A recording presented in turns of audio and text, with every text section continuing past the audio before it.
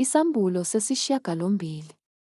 Kuthe ukuba liluvule uphawu lwesikhombisa, kwathi du ezulwini kungathi ingxenye yehora. Ngase ngibona izingelosi eziyisikhombisa zimi phambi kukaNkulunkulu, zanikwa amacilongo ayisikhombisa. Kwase kufika enye ingelosi, yema ngase-althare inesitsha segolide sempepho, yanikwa impepho eningi ukuba iyelekele emikhulekweni yabangcwele bonke phezu kwe-althare legolide eliphambi kwesihlalo sobukhosi. Kwase kwenyuka esandleni sengelosi umusi wempepho nemikhuleko yabangcwele phambi kukaNkulunkulu.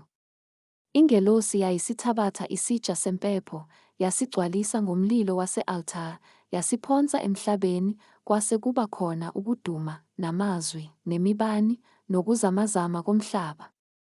Izingelosi eziyisikhombisa zimi phambi kukaNkulunkulu ziphethe amacilongo. Ezine zokuqala ziyabetha amacilongo. Izingelosi eziyisikhombisa ezazinamacilongo ayisikhombisa zazilungiselela ukubetha. Eyokuqala yayisibetha, kwase kuba khona isichotho nomlilo kuxutshaniswe negazi, kwaphonswa emhlabeni, okwesithathu komhlaba kwasha kwaqothuka, nokwesithathu kwemithi kwasha kwaqothuka, nabo bonke utshani obuluhlaza basha baqothuka.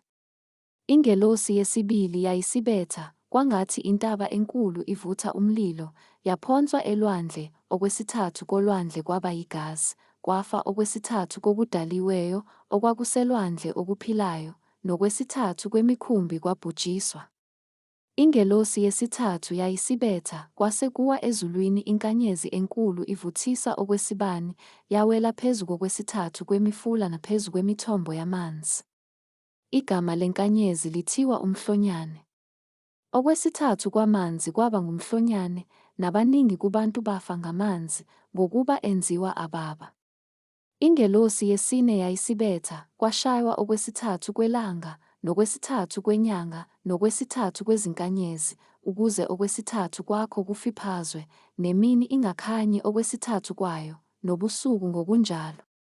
Ngase ngibona, ngezwa ukhozi lundiza emkhathini wezulu, lumemeza ngezwi elikhulu, luthi, Maye, maye, maye kwabakhileyo emhlabeni, ngokunye ukukhala kwecilongo lezingelosi ezintathu ezisezakubetha.